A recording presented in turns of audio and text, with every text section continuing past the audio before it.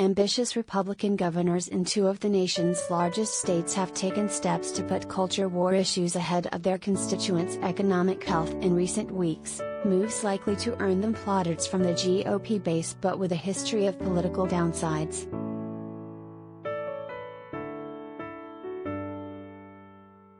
In Texas, Governor Greg Abbott dispatched state troopers to the U.S. Mexico border to inspect commercial truck traffic for illegal drugs and undocumented immigrants, causing massive backups and snarling supply chains. In Florida, Governor Ron DeSantis attempted to punish Disney for supporting LGBTQ rights, but likely guaranteed tax increases for millions of Floridians.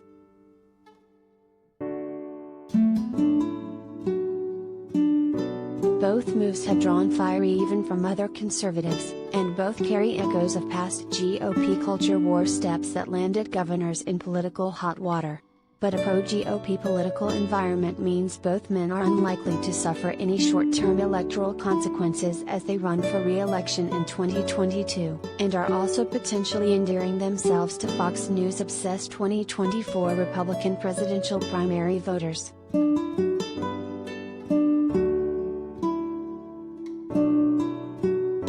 You're a corporation based in Burbank, California, and you're gonna marshal your economic might to attack the parents of my state, DeSantis said on Friday as he signed legislation to revoke Walt Disney World's ability to essentially govern itself.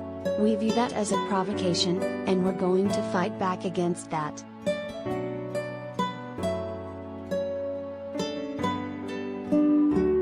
DeSantis and Florida Republicans explicitly launched their assault on Disney, the state's largest employer and most powerful corporation, after it spoke out against the state's so-called "Don't Say Gay" law, which gives parents the right to sue public schools for sex education deemed not age-appropriate or developmentally appropriate.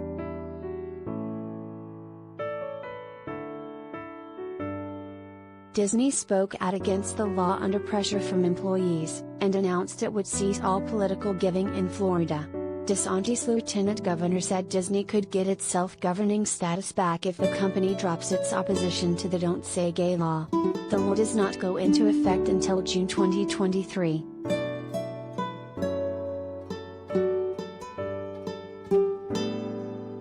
But if the law does take effect, the economic impact on Orange and Osceola counties, where Disney World is located, could be substantial. Orange County tax collector Scott Randolph, a Democrat, predicted the county, which includes the city of Orlando and many of its suburbs, would need to raise property taxes 20% to 25%, according to WFTV.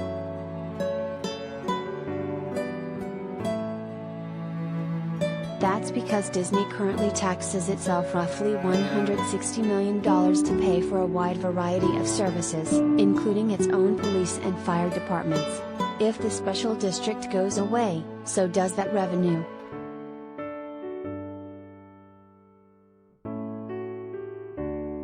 Reedy Creek Improvement District, the formal name of Disney's special government, also has more than $1 billion worth of bond liabilities, which would also be transferred to local governments.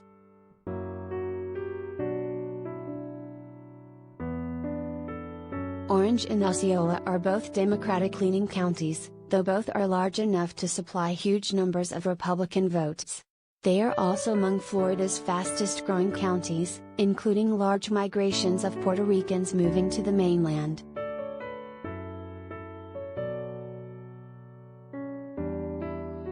While DeSantis narrowly won election in 2018, the substantial incumbency advantage for governors and a GOP-leaning political environment means he's a favorite for re-election against a crowded Democratic primary field.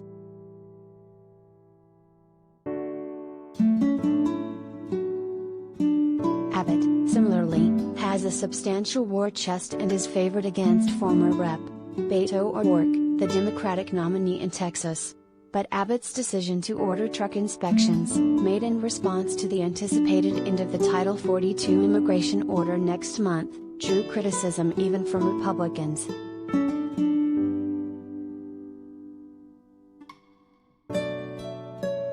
Texas Agriculture Commissioner Sid Miller, a conservative Republican, railed against Abbott's orders as unnecessary and said they would contribute to already inflated grocery prices across the country.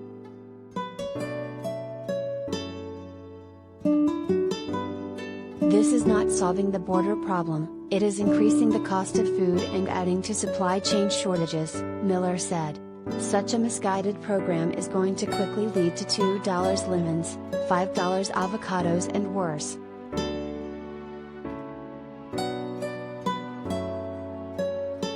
Abbott ultimately ended the policy after 8 days, after he reached agreements with the governors of Mexican states on the other side of the border. But the inspections ultimately cost the U.S. economy nearly $9 billion and the Texas economy $4.2 billion, according to the Perryman Group, a Waco-based economic analysis firm.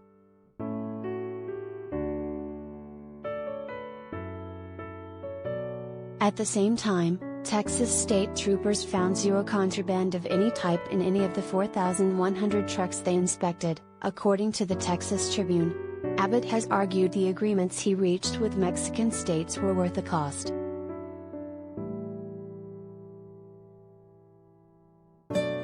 Texas has done more in 2 days to secure the border than Biden has done in the past 15 months, he said.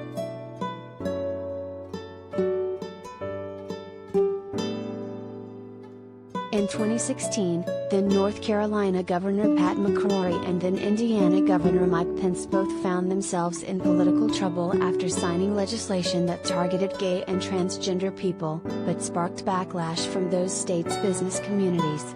Democrats argued both men cared more about enforcing their cultural preferences than the economic health of their states. McCrory would narrowly lose his re-election that year to Democrat Roy Cooper, while Pence ultimately became vice president.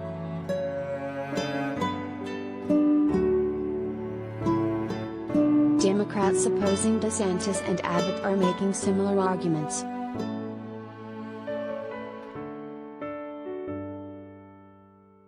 Attacking Disney, threatening to harm our state's economic powerhouse that creates so many jobs and brings in so many tourism dollars is a boneheaded move however you look at it, Representative Charlie Crist, one of the Democrats running against DeSantis, wrote on Twitter. Ron's a threat to our state's economy and he's gotta go in November.